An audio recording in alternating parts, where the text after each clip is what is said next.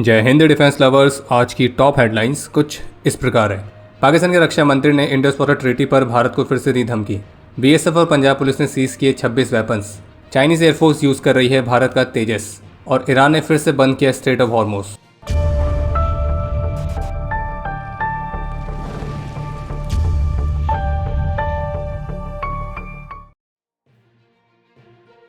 Indus water treaty के suspend होने के बाद से भारत ने dams, canal, water storage projects तो इन सभी को तेज किया है।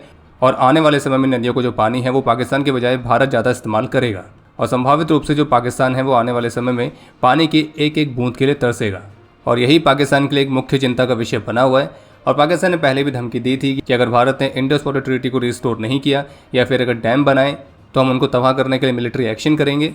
और उस तरह की धमकी कई बार पाकिस्तान भारत को दे चुका है। लेकिन पाकिस्तान को भी पता कि वो केवल धमकी है, क्योंकि भारत के खिलाफ कोई भी एक्शन लेने का मतलब होगा एक था पाकिस्तान। लेकिन अब पाकिस्तान की तरफ से एक बार फिर से भारत को वार्निंग आई है इसी पानी वाले मामले को लेकर, जिसमें उनका ये कहना है कि अगर हमें लगेगा कि जो वाटर सिक्योरिटी है वो हमारे लिए गंभीर खतरा है, हमारी राष्ट्रीय सुरक्षा के लिए खतरा बन रही है, तो फिर हम भारत के खिलाफ मिलिट्री एक्शन प्लान करने पर विचार करेंगे। और अगर हमको खतरा महसूस होगा तो हम निश्चित रूप से भारत के खिलाफ युद्ध छेड़ेंगे। और आगे उन्होंने यह भी कहा कि पाकिस्तान वॉर के ऑप्शन को तब कंसिडर करेगा जब उसे कोई ऐसे मटेरियल एविडेंस मिले कि जो भारत है वो हमारे वाटर सप्लाईज को डिस्टर्ब करने के लिए बहुत ही तेजी से मूव कर रहा है। और पाकिस्तान के रक्षा मंत्री का एक बयान विशेष रूप से तब आया जब हाल ही में भारत के वाटर मिनिस्टर की तरफ से क्लेम किया गया था कि पाकिस्तान के लिए इंडस वाटर का जो फ्लो है वो जून 2028 तक हम पूरी तरह से रोक देंगे। और ऑलरेडी ऐसी रिपोर्ट्स हैं जो कि दिखाती हैं कि भारत ने इस दिशा में ऑलरेडी काम शुरू भी कर दिया है, और वो भी बहुत तेज़ी से। और बाकी अगर पाकिस्तान को एक था पाकिस्तान बनने की इच्छा होगी तो वो अपने भारत के खिलाफ वॉर छेड़ने वाले ऑप्शन को चुनेगा। बीएसएफ के साथ एक जॉइंट ऑपरेशन में पंजाब पुलिस ने भारत पाकिस्तान अंतर्राष्ट्रीय सीमा के पास से एक आरोपी को गिरफ्तार किया है। और उसके पास से एक AK-47 राइफल, 25 पिस्टल्स और 368 लाइव कार्ट्रिजेस बरामद किए गए। और शुरुआती इन्वेस्टिगेशन में इस बात का खुलासा हुआ है कि जो गिरफ्तार किया गया आरोपी है तो वो एक ऑस्ट्रेलिया बेस्ड एसोसिएट के डायरेक्शंस पर एक्ट कर रहा था, और जिसने सोशल मीडिया एप्लीकेशन के माध्यम से उसको वेपन की ड्रॉप लोकेशन शेयर करी थी। और बाकी इस मामले की इन्वेस्टिगेशन जारी है। इसके अलावा एक अपडेट यह है कि जैसलमेर से एक पाकिस्तानी जासूस को गिरफ्तार किया गया है जिसका नाम है मुश्ताक अली। और इंटेरोगेशन में इसने खुद इस बात का खुलासा किया है कि ISI के हैंडलर ने इसको टास्क दिया था कि वो सीमा पर ISI के लिए नए एजेंट्स को रिक्रूट करे, उनको तैयार करे, स्पेशली बाड़मेर, बीकानेर और श्री गंगानगर जैसे बॉर्डर डिस्ट्रिक्ट्स में।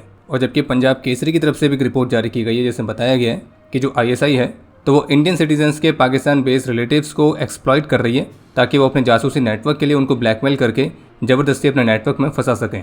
और रिपोर्ट्स के मुताबिक ISI की जो रणनीति है इसमें मुख्य रूप से राजस्थान और जम्मू कश्मीर के बॉर्डर डिस्ट्रिक्ट्स के निवासियों को टारगेट किया जा रहा है ताकि वो यहाँ से भारत की सेंसिटिव इन्फॉर्मेशन को एक्सट्रैक्ट कर सकें। चाइना के सोशल मीडिया पर चाइनीज़ एयरफोर्स की कैपेबिलिटीज़ को डेमोस्ट्रेट करने वाली एक वीडियो फिर से वायरल हो रही है, जिसमें चीन दिखा तो ये रहा है कि उनकी एयरफोर्स कितनी कैपेबल है, उनका J-10 फाइटर कितने कैपेबल है। लेकिन जो क्लिप इस्तेमाल की गई है वो भारतीय वायुसेना के तेजस फाइटर की है। और ये वही सेम क्लिप है जो कि कुछ साल पहले चाइना ने इस्तेमाल करी थी, और उसे हमने अपने डिफेंस अपडेट में कवर किया था। लेकिन एक बार फिर से चाइनीज सोशल मीडिया पर एक क्लिप काफ़ी वायरल हो रही है, और चाइनीज सिटीजन्स ये मान के शेयर कर रहे हैं कि देखिए चाइना की एयरफोर्स कितनी कैपेबल है। उन्हें नहीं पता है कि वो जो क्लिप शेयर कर रहे हैं वो भारतीय वायुसेना के तेजस फाइटर की है। बाकी इसके अलावा जैसे कि भारत और रशिया के बीच 5 additional S-400 air defence system के स्क्वाड्रंस की खरीद को लेकर बातचीत चल रही है। तो वैसे रिपोर्ट्स हैं कि ये जो डील है ये इस वर्ष के अंत तक साइन होने की उम्मीद है, और जिसके बाद जो भारत है वो 10 S-400 के स्क्वाड्रंस के साथ इस सिस्टम के one of the largest operator में से एक होगा। ईरान की मीडिया रिपोर्ट्स के मुताबिक ईरान की टॉप जॉइंट मिलिट्री कमांड ने स्ट्रेट ऑफ हॉर्मुज में वेसल के ट्रैफिक को फिर से बंद कर दिया है। और उसका कारण दिया गया है कि US और इजराइल ने सीज फायर एग्रीमेंट का उल्लंघन किया है, और इसलिए इसके रिस्पांस के तौर पर स्ट्रेट ऑफ हॉर्मुज को क्लोज करके उन्होंने पहला कदम लिया है। और आगे ये भी वार्न किया है कि अगर एग्रेशन जारी रहता है तो वे और भी मेजर्स उठाएंगे। इसके अलावा एक अपडेट ये है कि अभी हाल ही में US के वाइस प्रेसिडेंट JD वेंस की तरफ से कहा गया कि US और ईरान के जो पीस एग्रीमेंट है तो उसको पूरी तरह से जारी करने में देरी इसलिए हुई है क्योंकि निगोशिएट करने वालों को पाकिस्तान और कतर जैसे देशों के साथ तालमेल बिठाना पड़ा था। और उनके अनुसार पाकिस्तान जैसे देश में अमेरिका जैसी प्रेस की आज़ादी नहीं है। और उनका ये कहना था कि अमेरिका 15 जून को ही इस एग्रीमेंट को पब्लिश करना चाहता था, लेकिन जो टेक्स्ट है वो सभी पार्टीज जो इसमें इन्वॉल्व थी उनके कंसल्टेशन के बाद 2 दिन बाद जारी हुआ।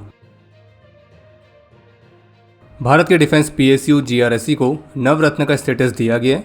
और नवरत्न स्टेटस मिलने का मतलब है कि जो GRSE है तो वो सेंट्रल गवर्नमेंट से बिना अप्रूवल के और भी बड़े इन्वेस्टमेंट्स कर पाएगी।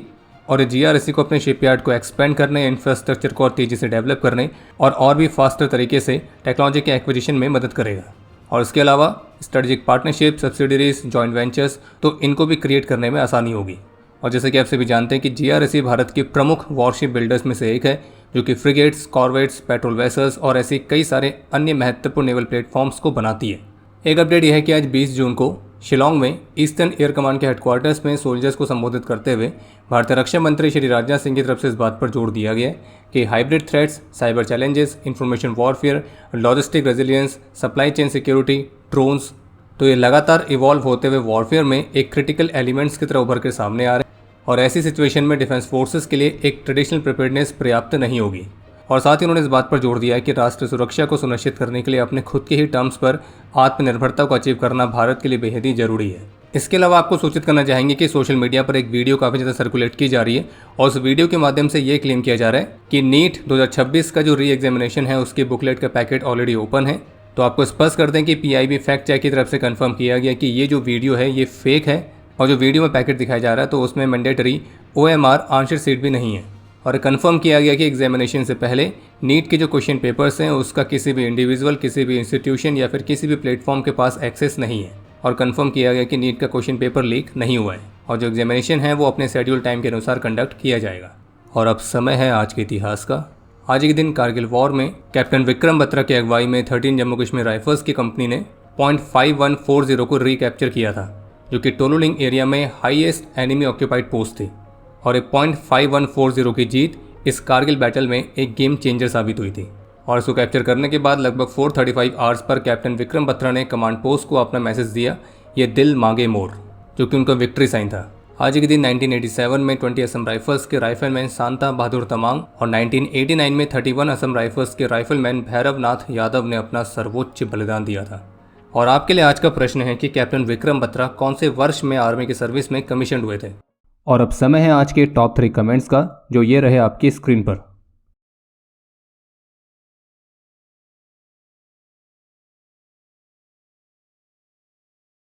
उम्मीद है आपको आज का एपिसोड पसंद आया होगा। पसंद आया तो वीडियो को लाइक करना ना भूलें।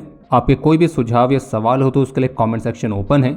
और अगर आप डिफेंस रिलेटेड और भी एक्सक्लूसिव कंटेंट में दिलचस्पी रखते हैं तो आज ही प्ले स्टोर से डिफेंस स्क्वाड की सुपर ऐप को डाउनलोड करना ना भूलें। और अगर आप चैनल पर पहली बार आए हैं तो squadron.in पर जाके हमारे नए डिज़ाइंस को भी चेकआउट जरूर करें। बाकी जल्द मिलेंगे नए एपिसोड के साथ। तब तक के लिए जय हिंद, जय भारत।